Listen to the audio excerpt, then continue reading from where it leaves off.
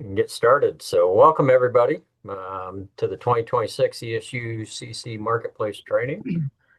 And this is being recorded, so we'll show you where you can get that. We'll get it posted a couple days after this meeting, hopefully. And so you can come back to it if needed. And so today's agenda is to answer your questions, which we've already had one, so we'll highlight that one. Just a brief overview of the market or the website, and give you a highlight of that. Not going to go into depth on it because we are going to be changing the website here probably next month or in March, one of the two. Um, More likely in March, you'll see a refresh, but things should be categorized as they kind of are. It's just going to look a little different. So, and then we'll get in and do your approval chains, check those, make sure those are correct, and give you the overview of the marketplace, the changes that we've seen over the last year, and then a quick overview of the annual buy. So, uh, again, I will encourage everybody to, when you're contacting co-op, to email coop@esucc.org. Uh, that way we can have a ticket open with it, follow that ticket through until it's been resolved, and then it'll get closed out. It also helps us document any issues with vendors. So last year we've had some issues with the paper delivery, and we were able to document that, and that was very helpful. So um, with that, I'm just going to highlight some paper, talking about paper. Uh, this is our third year in a row that we've seen paper actually go down rather than up. And so, depending upon the line item, it was like 0.4% up to 5.7% decreases that we saw this year. Paper 101 was awarded the paper again. And so last year it was Staples, this year it's Paper 101. And so that should resolve some of the problems we had with paper at least. And we'll have a lot more colors available this year because of that also. And so I'm not going to go into the decreases, the costs, but uh, just to highlight a few, I guess. Um, you know, 400, 140, we saw about a 1.4% decrease. That's your white copier paper. The pallets, as the less number of pallets that you order, the larger the decrease in prices. But so as you get down to 21 pallets, there's a smaller decrease than what the one pallets were.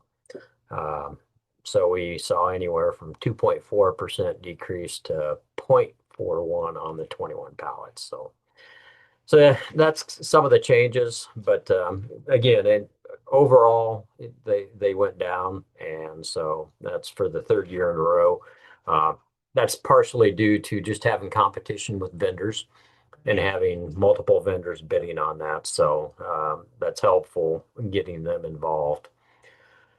Jumping right into it, I'm going to move this over here so it's kind of out of my way. And then I'm going to hide this and getting into the website.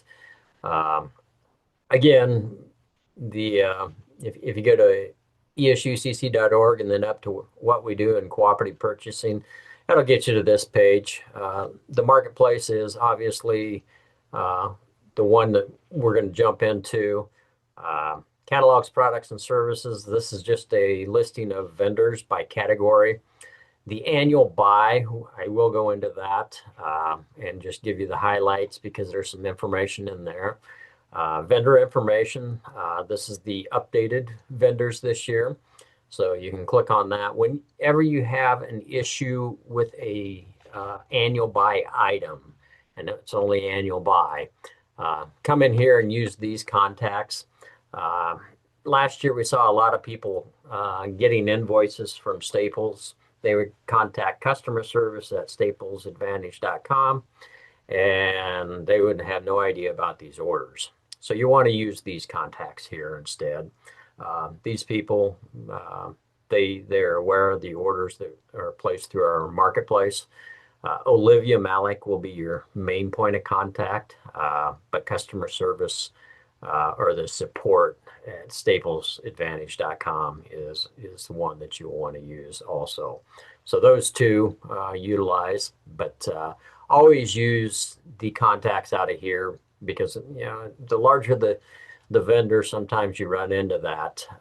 But Staples is the one that really jumped out last year on that. So uh, the W-9s are updated. So if you want to go out and download those, these are the latest ones this year. So vendor, the first one, access period, they're in alphabetical order. So you can download them up here in the upper right-hand corner and have all the annual buy vendors W-9s there. The discrepancy reporting report, that again, that's just if you want to utilize that, but it's an email would do the same thing. But really what it is just reporting any variances, damages, shortages on shipments that you receive on the annual buy. Like I say, as long as you include most of this information in an email, that's going to suffice to what you need to do. But everything's better in writing when you communicate with vendors. Phone calls are difficult to document and show proof that you had contacted them. And then catalog updates. This is last year's, but essentially what we do is if anything changes in the catalog, after we publish it, we'll come in here and make note of it. Sometimes we get vendors that will say, well, an item is discontinued, here's a substitute. For instance, this one here is probably the item was discontinued, and since it was Sharpie only, we gave you the option to either accept that substitute or cancel the order or cancel that item. And so you'll see those optional ones throughout. If it's pending approval or pending, then you want to wait until you hear from us before you sort that item. But if it's been approved, and you can go ahead and accept it then. Some of the things that you might see is the model number changes. So when we publish the catalog, it doesn't match up when it comes in. It's like, well, why doesn't it? And so you come in here and you can do a search on that item number if you know the item number and find that if it's in here. And so if you do find one, then you can kind of say, okay, yeah, now I understand why the model numbers changed. That old one was discontinued. Now the new one is this DCD 800D2, and it's at the same price. So if it's not at the same price, we'd make it optional. And so you could accept it. Very seldom do I try and accept things that are increase in prices. Sometimes we get some that are decreased. So that's updated items. And then the last one on this page is just product suggestion form. If you get through going through the catalog and you find items you want to see in the catalog next year that aren't in there this year, go ahead and make a suggestion. I think the one that stands out for me is on the paper catalog. Schools asked for parchment paper, and so we included that. Now that's by the case. And we do have parchment paper by the ream throughout, yearly throughout the marketplace, and so through other vendors. So you could find it there if you don't need a full case, but we will have cases on that this year, parchment paper. So that's the annual buy page. The rest of them, annual renewals. Those are your Securely, Worldbook, Swank Motion Pictures, Adobe. So we'll list those on this page along with the dates that we have. I'm just breezing over these because most of you know this already. Training guides. This is where today's training will go. We'll place it under here in recorded trainings, and you should be able to come in here and watch that back if you need it. The Marketplace Tutorials is a good place to catch some short tutorials on utilizing the Marketplace, getting started. These are done by Equal Level or Unis Solutions now. They were bought out. But if you scroll down, here's some that we recorded ourselves. Add users to the ESUCC Marketplace. There's a video on that. There's going to be shopping from the annual buy store, which may be a good one to actually send out to your teachers and staff. And so you should be able to click on the play and then right click on that and copy video URL and send that out to your staff. Say, hey, watch this video. This is how you're going to shop on the annual buy. And obviously, this is an older video, and just by the web page. This is our old website, and now we're going to have a new one also. So probably need to update this, but everything in that video is still pertinent and still viable. There's not a lot of changes and so forth. And so we do have a shopping guide. I think that is, if you want to download or provide the link to it, let me just find that. I think I stuck it in here. Yeah. If you click here, it'll open the PDF, and you can see that PDF and download it if you want, or you could send a link out, just by right-clicking on this let's see, copy link address and send that out to your staff. And so that would go directly to that PDF. So that's just on the annual buy. Let's see, what else is there?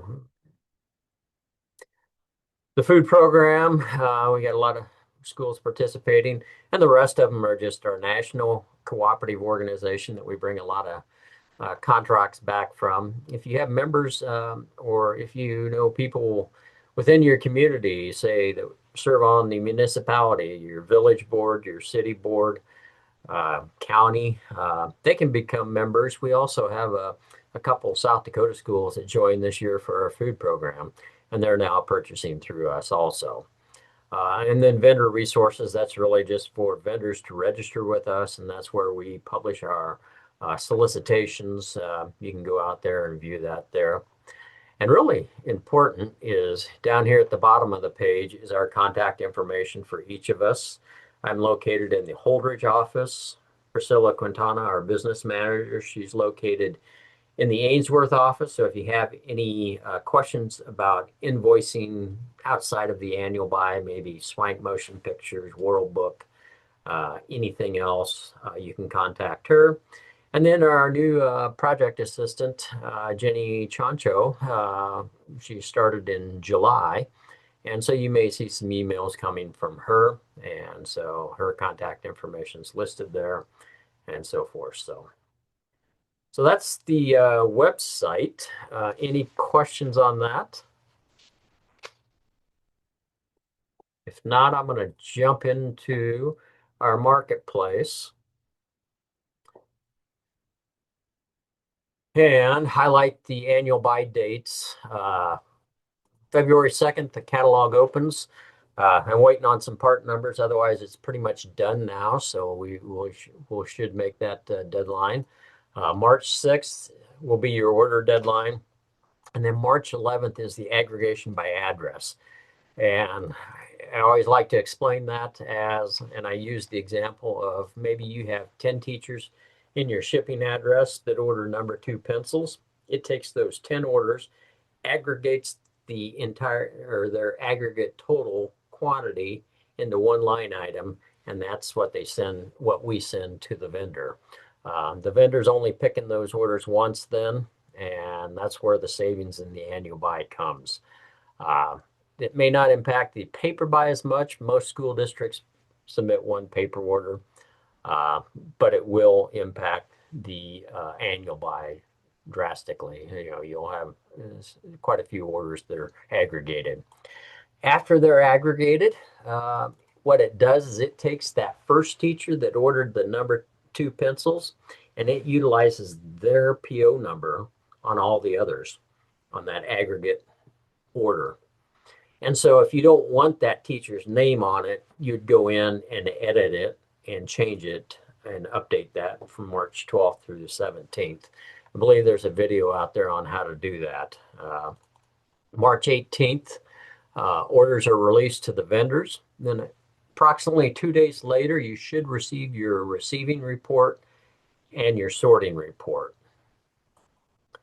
April 13th, delivery of paper begins.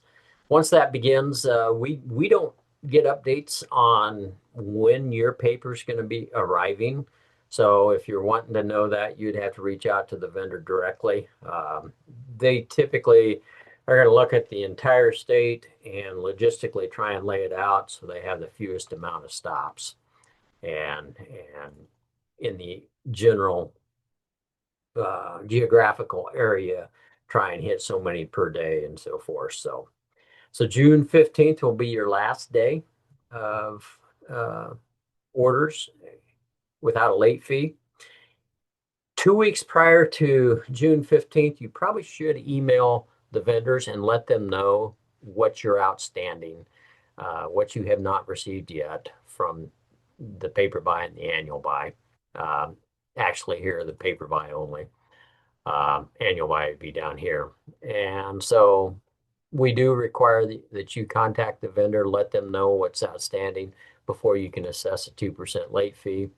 If you don't, then you got to give them 2 weeks in order to deliver that product. So annual buy, February 19th will be our open date.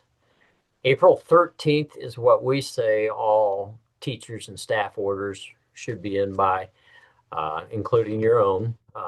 But you may have a date prior to this. That's your choice. April 16th, all of these do have to be in and approved on that date of April 13th. So April 16th, we run that order aggregation. April 17th through the 24th, we allow you to go in and change those POs if you want. If you don't, assign a PO on these, it will automatically take the one that's used for the order aggregation.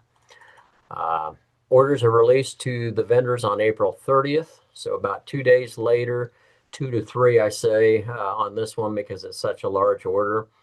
You should receive those receiving and sorting reports. It'll break it down by teacher for you that way. May 25th will be the first day of delivery. Now, every year we warn vendors not to deliver before then. It seems like there's always a handful that we have to reprimand every year and tell them not to deliver anymore. So report those to us when they start arriving early if they do, and we will get on the horn with the vendor and tell them to hold off on those. July 23rd, and that is unless you've communicated with the vendor directly and said, yes, we will take early orders, and you can do that. July 23rd will be your last day without a late fee. Again, 2 weeks prior to this, you probably need to reach out to these vendors, let them know what's still outstanding with them, and so they can get them delivered to you on time. If not, then July 24th, you can start assessing a 2% late fee. So any questions on the timeline?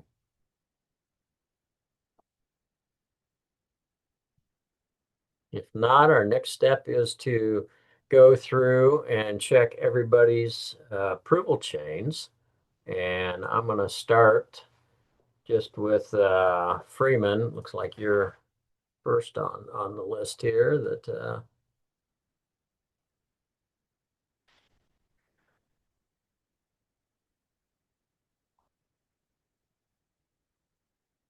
it wasn't on there. So it looks like everything goes to you, Vicky, and Holly at the same time. Once one of you approves it, it is done then. Is that correct? Yes. Okay. Roberta, St. Michael. That one's probably set on the account, I'm guessing. Well, get on my phone. And let's do this. And that is Boone Central, Lincoln. That's Albion, right? Yes, it is. Is that the correct Tina Deal? Yes, Tina Tealblecker. Yes. And that's correct. Nobody else? I'm the office secretary, but you can just keep it under Tina. That's fine. Okay. And things like this, we could put another approver down here, make it an or statement, where Tina or that other one can approve it, but You once, you could add me on that one. That'd be fine. but you will get them all. You'll get emails from them. So Well, otherwise Tina gets them, doesn't she then? yeah, Well, I kind of do a lot of the ordering. Why don't you go and just put me on there?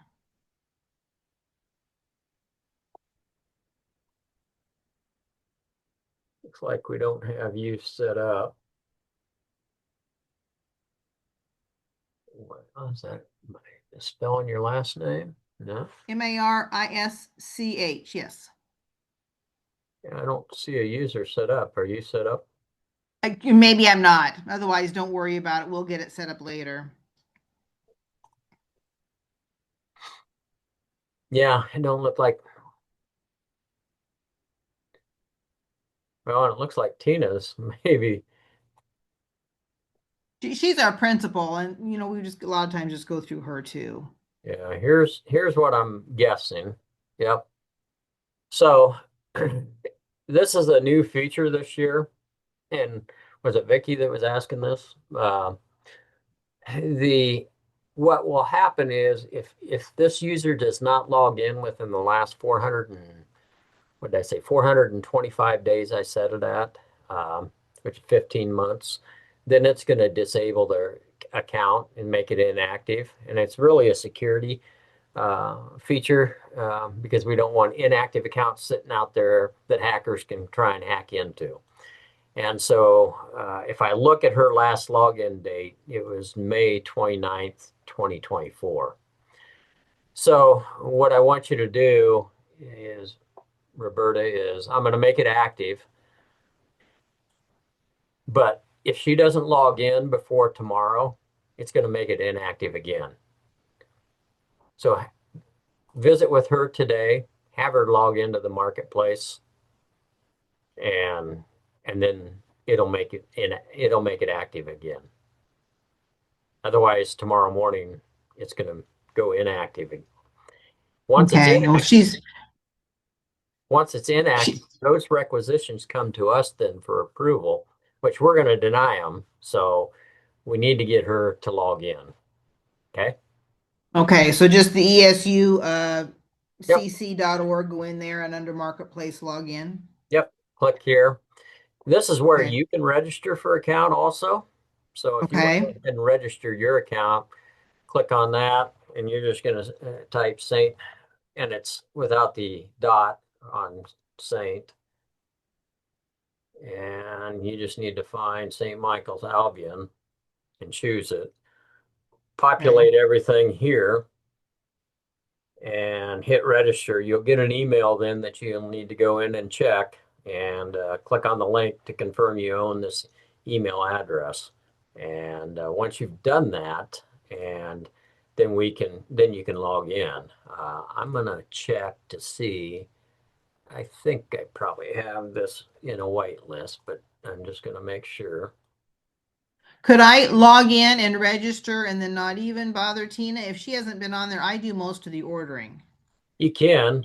I can't create you as a approver until you do that. So Okay. Okay.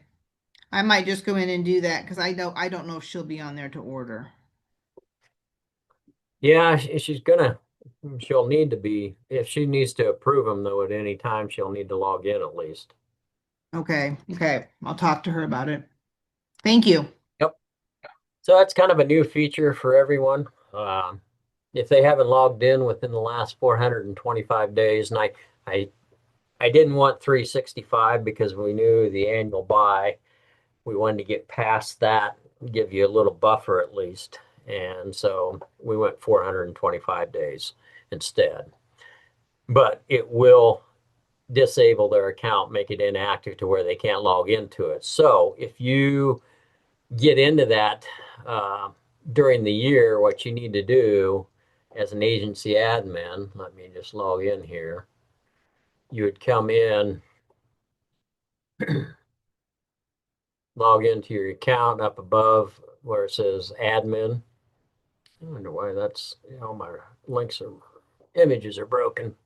Click on admin, come over to account management on the left-hand side and account users. And you can filter by inactive and say inactive. So now you know which ones haven't logged in and you can edit them, make them active. But then you need to tell those users that they need to go out and log in right away. So if I look at Ron Alexander, I could click this to active and update that user. I'm not going to do that, but that's what you need to do. Okay. All right. So our last one, Brenda, Garden County. I know Garden County's got approval chains. Yes, So we have elementary and junior, senior high, it looks like. So for the elementary, it goes to Pam, then to and Rita. Rita's no longer here, so we need to change that to Emily Russell. Okay. Has Pam been on, one of the, I don't the Zooms? believe so because otherwise we'd had this Okay, probably fixed. So you say Emily Russell. correct. Let's just see if she's set up here. She should be. Russell. ELL. Okay, she's not.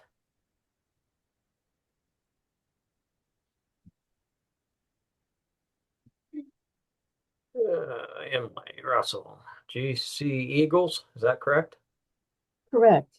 Garden That's it. Eagles. She's just not set as an approver, is why I wasn't seeing. No, she's So, she's a new elementary principal. Rita is no longer here. okay. So if I go back now, I should be able to.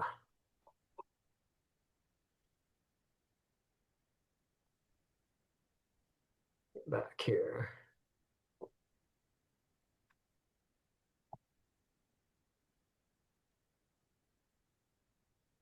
And remove Rita, right?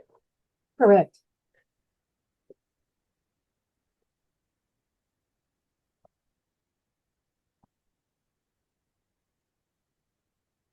All right. So everything goes to Pam first, then Emily, then Yes. Jess Underwood, and then Yes. Carrie Hoagland. Yes. Junior high goes to Brenda, Yes. yourself, Jason Spady, Yes. Jess Underwood, and then Carrie Hoagland. Yes. And then I have a question because Jason is retiring this year, but he is still going to handle this year's co-op order. So do we just wait and change it then next year at this time? Yeah, good question. So if you actually, before the new super, it depends on if you hire from within. If you We hire, did. huh? The new principal has been hired from within our school. So I'm not sure, she might be on our inactive list right now. Okay. Yeah, you'll have to reach out to us then. I was going Okay. to say for those that aren't hired from within, if you edit this user, come in here and update the information. And just change the name. Yep, Okay. email address and name, and Uh-huh. update it, then it updates the approval chains. But if you hire from within, that don't work Yeah, usually if they already have an account. So, they do already have an account, but we'll worry about that next year. all right. That's a good point, though, everybody. That's an easy way for incoming superintendents, principals, if they are approvers coming from outside the district, just update the old superintendent's email, first name, and then it'll show them in the approval chain. The other thing that it does is it preserves history of those orders also that person may have been involved with. Say maybe it's a art teacher, and I always like using art because you just coming in as a new teacher, you may not know what you need to order for the following year, and that would allow that art teacher to look at the old art teacher's orders and say, "Oh, this is what they had. Got plenty of this. I don't need that, but all this other I do." So it gives them an idea, a little bit of what they may need, and uh, so that's one little nice feature. Questions on approval chains? All right. So that kind of gets us into management of everything, which, I did show you how to get into that. So I'm jumping over into our demo. If you go to admin account management, the users, again, if you use the filter, that's very helpful to see who's inactive. And then you'll know automatically which ones you need to edit and change. But this process runs nightly. So if you change it today, make sure they log in before tomorrow morning, because otherwise it'll just revert it right back. Addresses, I do want you to go in and check your addresses. Your shipping address, don't change anything unless you visit with us, other than if you edit this address, the email field, this needs to be an account admin. And now account admin has access to this admin menu. So if they're not, if you're wondering if they're an account admin or not, have them log in. But that email is used for the annual buy reports. That's who we're going to send those reports to. It has to be an account admin though. Otherwise it'll fail. And I'll get notice. I'll go in and at the 12th hour and look at these, and if it's not set to an account admin, I'll just choose one and whoever set up in the district and put it in there. So verify those for me. That's very helpful. And but don't add new addresses without visiting with us. What happens is if you create a new address or even rename this address in the middle of the annual buy process, uh, causes problems with the approval chains, and it's possible that orders may go out without any approvals at all. So again, just depending upon how your district's set up, visit with us about making changes when it comes to addresses first. Account requisitions. This is going to show your entire district's history of any requisitions that they've ever submitted in the marketplace. And this goes back to 2015. We don't delete any of that out. And so if you're ever wondering, what happened with a requisition, we can look that up. If you're working with vendors and you're wanting to communicate what order was sent, you should probably look at orders and not requisitions. The problem is I see schools sending a vendor to say, yeah, here's the order, and it lists all the vendors from their annual buy. And whereas an order is only going to list that vendor's items. It doesn't become an order until it's approved. A requisition becomes approved. Then it converts to an order. And at that point, so I'd come in here, I can do some filtering. It should be status is sent. And, it could be, it may be this year rather than the last 30 days. And I can filter by supplier here even. And so this not going to work very well because these are not enabled in our demo. But if I did this over in our marketplace and in my area, I can filter clear down to specific suppliers. So if I want to look at the Adobe orders in the last 30 days, I can do that. And I can say, in the last 30 days, we've had that many JourneyEd Adobe VIP orders. And so it's very powerful being able to filter. You could put a filter in of by a specific teacher's name, type them in here. And so if I want to just look for Bren, I can quickly find Bren in that list if it's too large by last name. So there's some nice things that you can do by doing that, by filtering and so forth. So there was something else about orders I was going to say, and now it's escaped my mind. Let's see, what was it, Craig? All right, it escaped me. So if I think about it, we'll come back to it. So yeah, I use these.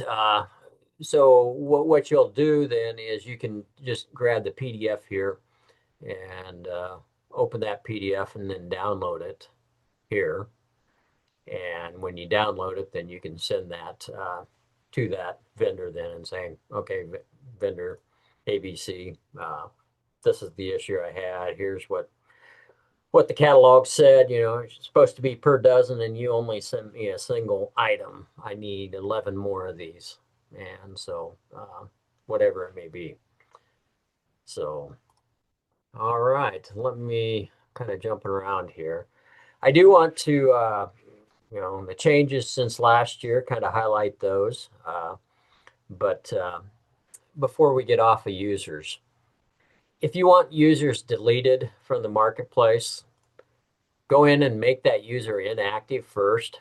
If it was Ron Alexander, I'd edit him, make him inactive, update him, and just do that for my entire list. Then I would go in and filter on inactive and export those users. You can then send those users to us and say, I want all these inactive users deleted. Now, granted, you want to do this and verify that that list doesn't have any teachers that you currently have in there. But we can delete those for you then. Unfortunately, you can't delete those yourself. You can make them inactive so they can't log into the marketplace. But if you want them completely removed, we can remove them. But that I do need the first name, last name, and email address. And the quickest way to do that is just export those users. So I've had people come in and send pictures, they'll screenshot this and send that to me. I can't copy and paste their email from that. So I'll ask you to export them if that's the case. So. All right, changes this year. I'm just going to kind of go through the list, and we'll start out here. If you noticed, I should have just stayed there. You noticed our marketplace used to be called Equal Level. I don't know if you knew that or not. We call it the ESUCC Marketplace, but Una Marketplace is Una Solutions bought out Equal Level. And so you'll see some branding, and here's the branding here that I'm talking about. Doesn't impact you drastically. It's still the same product, just with a different name. Supplier contracts, we've updated the layout, or they've updated the layout on that. So when I click on a vendor logo, this used to be in rows, and now it's more in columns. So the contract, CDW, all the contact information runs across, I guess, a row across instead of down. And so slight change, but makes things view a little bit differently for you. But that was one. Let's see what else. A supplier profile, improved layout of supplier profiles. Gosh, that's really what I'm actually viewing here. So, homepage, search suppliers. And listen, I've got to if you search for masks up here, what it does is it's also in the background. We have tagged, and this is left over from COVID. We have tagged these vendors with keywords of masks.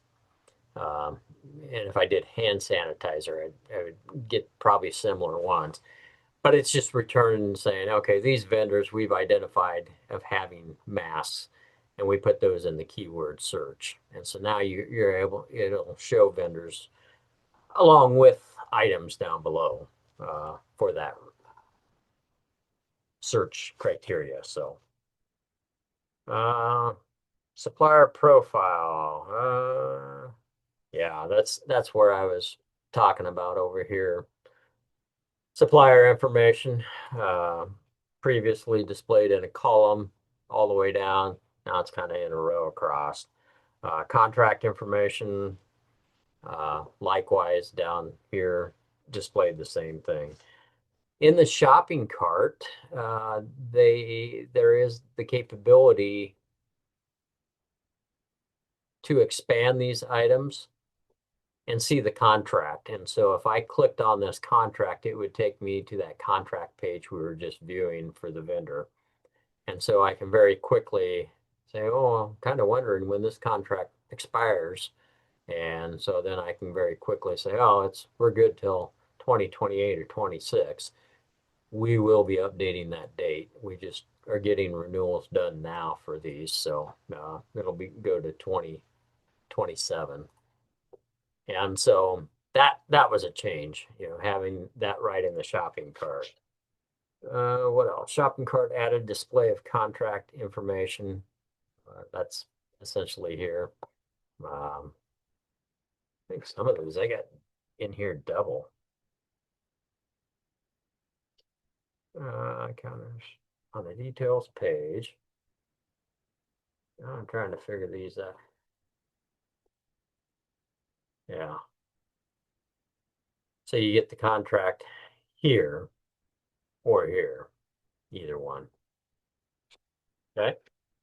Um, and then the one where we've already addressed where users are automatically deactivated after 425 days, 15 months, uh, their accounts become inactive then. So, and that does cause some problems with approval chains. So, what I've seen is principals sometimes will not log into the marketplace. What they'll do is they'll just approve requisitions via email. And so they really need to log in one time, otherwise it's going to disable that approval chain, and it's not going to work. And some of these I'm not sure, if it's the third one down or so, what's going to happen with that. If it's going to send it to us likely on that layer, and it's like, okay, so how do we handle that? And so we'll have to have that administrator then uh, approve it via email to us, and so we can go in and approve it on their behalf. So just to alleviate that, we really need them to log in. I'll just push that. So questions? Those are the new improvements. Not not large improvements, but slight ones that you probably wouldn't have noticed using this all the time. We do have, let's see, 21 new vendors since last year. I'm not going to go through all of them, but we got some with artificial intelligence vendors, some with cybersecurity. We athletic lighting. There's a couple in there with athletic lighting. Um, Also playground equipment, um, school safety, security. We also have a new vendor, SHI Public Sector. They are a technology company. We're trying to get them enabled in our marketplace, so you'll be able to shop with them. And then that kind of sums them up. We will be having a couple new categories this year. EMS supplies, uh, so emergency medical supplies will be listed, and then student transportation solutions will also have. And so those contracts, I don't have a lot of information on them, what they'll be able to provide. EMS, school health is already in there. They were awarded it. Also Medline. So there's Medline will have some items listed there also. So, all right. Moving on. We've kind of highlighted registering teachers. I will point out that on our homepage, if you come to the marketplace, if you have teachers coming to you that forget their passwords, have them go here instead of bugging you and get this off your plate. Just tell them to go to the login page and click the forgot your password link. When they do that, they'll enter their email address, hit submit. They'll go check their email. There should be a reset button there for them to reset their password then. And so if they don't get the email, then maybe you need to jump in and help them with that. That's as simple as being in your marketplace, going to account users and editing that user from the list. Edit Ron Alexander again. I come down, I put in their password and confirm it and update that user. And so that's how I help them. But have them do it themselves if you can, and it just makes it easier for you. So that takes it off your plate. Just kind of review and see what else we need. Overview of the marketplace. Registering teachers, we've done that. Marketplace tutorial videos, we've shown you where those are. Shopping page interface. I will highlight that if you see me clicking on the logo, that gets me back to this home page. Quick way to get back there. Going down the left-hand side, these are categories. So if you're looking for a vendor that deals in athletic lighting, I can click on that. And we've got multiple vendors that deal in athletic lighting.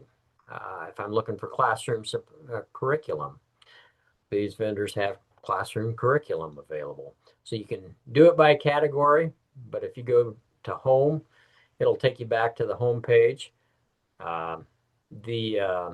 All suppliers, if I search by all suppliers, there's some filtering I can filter by. If their name begins with an A, I can filter that way. I can filter on the categories, kind of like what I do over here. I think it'd be easier over here. There are some classifications that are helpful. I can say I want to look at anybody that has free shipping. These vendors have free shipping. Maybe there's no minimum order amount. Maybe I want to look at those vendors. These vendors have no minimum order amounts. And so there's some filtering with classifications you can do there. So go back to home. See if there's anything else. The requisitions, these are requisitions as account admins that you are involved with. So you may not see the entire district. That's why you'd want to go to admin, account management, account orders, or account requisitions, one of the two. But these are ones that you would be involved in. And you can see that these were actually pending approval for quite some time. And so we denied these. They were old requisitions from last year. And so I was involved in it. So that's why it shows those listed there. Not ones that I actually submitted, but I denied them. So likewise, orders, if we say last year, you can see the orders that I've been involved in. Some of these are my own. Some may be something I helped approve for some reason. So like this one here, if I go in and look at it, and I'm guessing, yeah, it doesn't show me there, but yeah. So I'm looking at orders, that's why. But if I looked at requisitions, it may had me involved in that. So that's why I was listed there. Trying to think anything else. That covers most of what you need to know about the marketplace. The other things I will highlight are, we talk about reports all the time. And for the annual buy, we have these receiving and sorting reports, and then creation of labels for those. So as I'm receiving items in, so after let me preface it with this. So for the annual buy, after the orders have been released to the vendors on April 30th, a day or two later, you should receive these reports that we're talking about here. And I'm using one Hastings Public because they have a lot of items populated in there. So once you receive these reports, what you'll want to do is you'll want to go through a process of formatting it to where, saving it from a CSV to an Excel file so it saves all your formatting changes. So I'd open these up as soon as I get them. And the first thing I'll do is do a file save as and just save it right back into that folder, but I'm going to save it as an Excel workbook instead of a CSV. And that way, all the changes I make will be saved for formatting. I'm going to resize all these columns. This one might be a little wide, so I'm going to adjust that down to 100, but I'm going to wrap my text with that then. So I'm just making this a little more readable. So when items start coming in, I can read this fairly easily and so forth. I may even turn, bold this top row. I'm going to turn filtering on. I'm going to freeze that top row. And that way when I scroll, it's frozen. And so what this is so it's sorted by vendor. And so what I may even do is, alternatingly, I may highlight this area so it kind of shades it in a different color so I see the division between different vendors. And so, and just alternate that with a light gray or something so I can see Blick, BSN, computers, etc. So say I get a shipment from BSN, I get my packing slip out, I start going through it, pull the first box off, I look for a model number, and on that box, maybe it has the manufacturer number 1040159 on it. I can come into this spreadsheet, maybe search for that model number to find that, okay, that is this item number 700-544. Yes, that matches up with the description, what I'm seeing. The colors are correct. The model number is correct. I can check that off. How many of those should I be getting? It looks like I only get one of those, and that's 1 dozen of them, and that's what I got. So I would come in here, quantity received. I'd enter my 1 here. If maybe there was a damage, and there wasn't on this one, but if there was multiples on this, say this was 2 and 2 here, I received 1 in, but the other was damaged. So I'm going to note that. In my notes field, I can then make notes that on this date, I emailed the vendor and so forth, and just kind of keep notes about that item. And then date received, I'm going to put in today's date that I'm checking this in or that I received it actually. If at a later date that damaged one comes in, I would just put in a comma, separate it with comma, and then 02. So this is my documentation really, 03-2026, to show that yes, I've received all these items. This one's been replaced, quantity received. When that came in later, I would re-enter that as a 2 then, and then I know replacement has been received in then. So at the end of the year, if I go through this list, I'm able to 2 weeks prior to the deadline come through here and say, if this column here, column L, does not equal column J, and you can do some conditional formatting, then highlight it red. And so the red means that I need to reach out to that vendor and say, hey, I'm still outstanding these items here. I've not received those yet. And so this helps you keep track of everything. I would recommend probably even just printing these out and put them in a 3-ring binder. Then you can come in and write those in here. Circle, quantity received, circle those off and just write in the 2 or whatever. So actually, I'd probably write in the 2 here. 1 if you were short 1, whatever it may be. And then when you receive them, the total quantity, and then circle it off.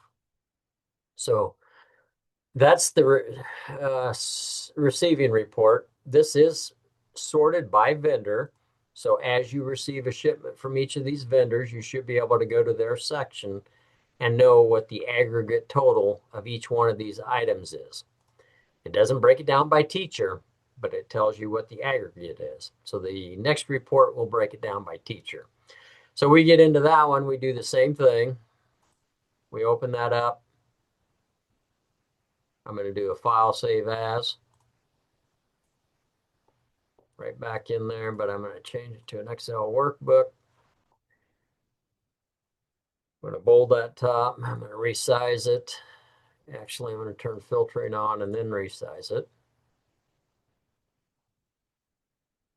Resize this to 100. Same thing I did to that last file pretty much.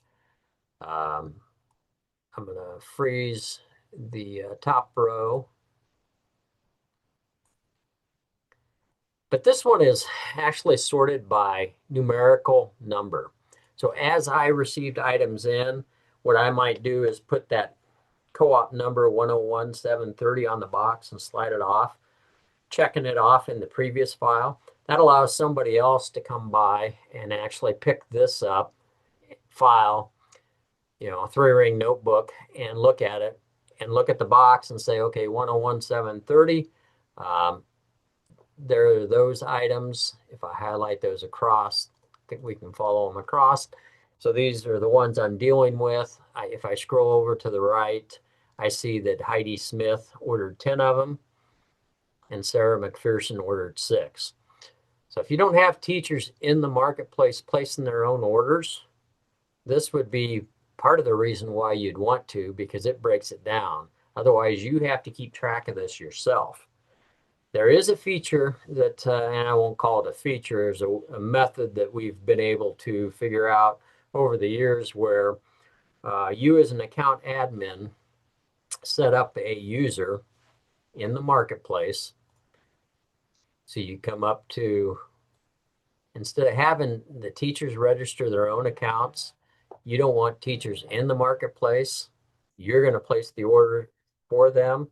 So what happens is you come in here to admin, account management, account users, and you say new user, and you fill all this out.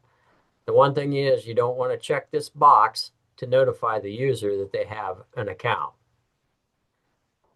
You would set a generic password here that all your teachers maybe are the same. So then you log in as that teacher, you place the order for them, log out, log in as the next teacher, place their order, and so forth. That way, when you get to the reporting, you have a file then broken down by teacher name. And so we have some schools doing this. They don't want their teachers in shopping, but they order on their behalf. Now, you got to have a method to collect that order to begin with.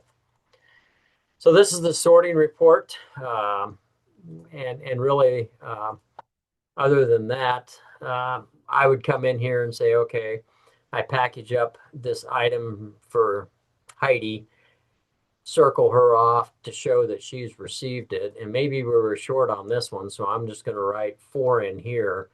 That way, when I come back to my book later on, when this item comes in later, I see that Sarah McPherson is short 2, and that's what I received today.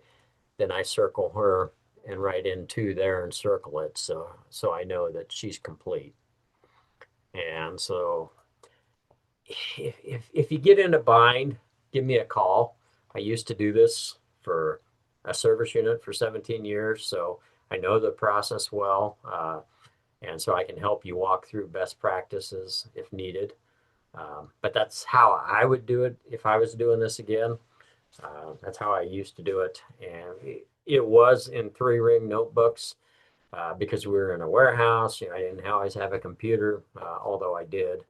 I used the computer to look items up, but as soon as I received it in, it was quicker to actually do it this way by hand. The one thing we did do is we would create shipping labels or labels for each one of these items. So I would have a label for Heidi Smith with the item name on it, and I'd have one for Sarah McPherson also. And those would look something like this.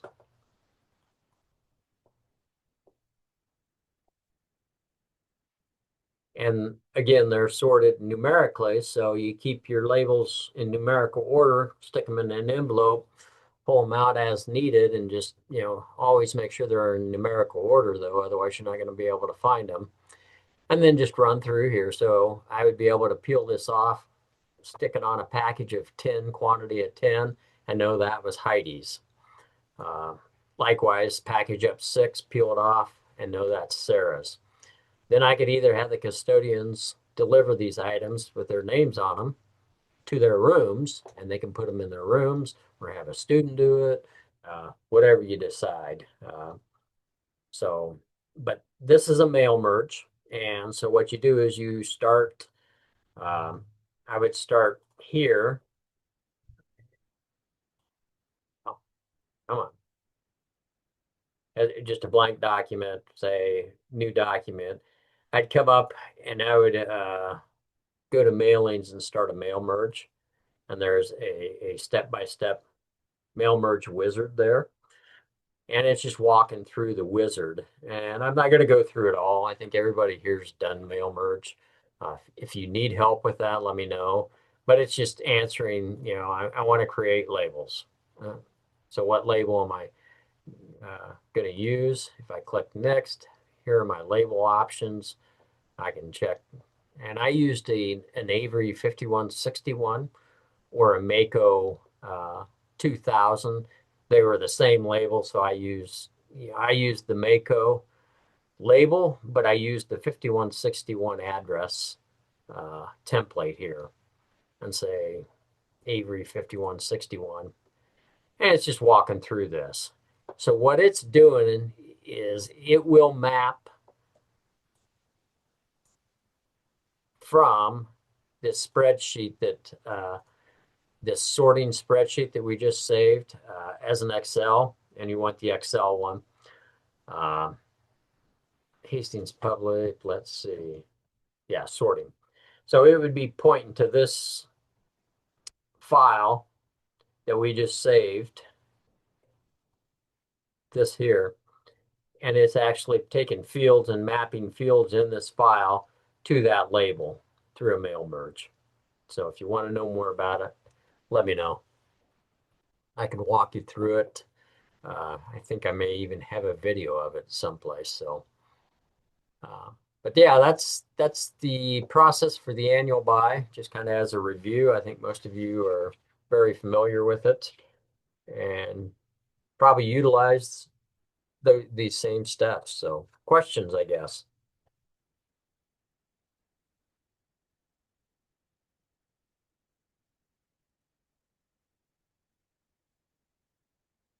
Just browsing through as I'm pausing here for questions. I think I've high level overview of everything. So if you don't have any questions, I will stop the recording.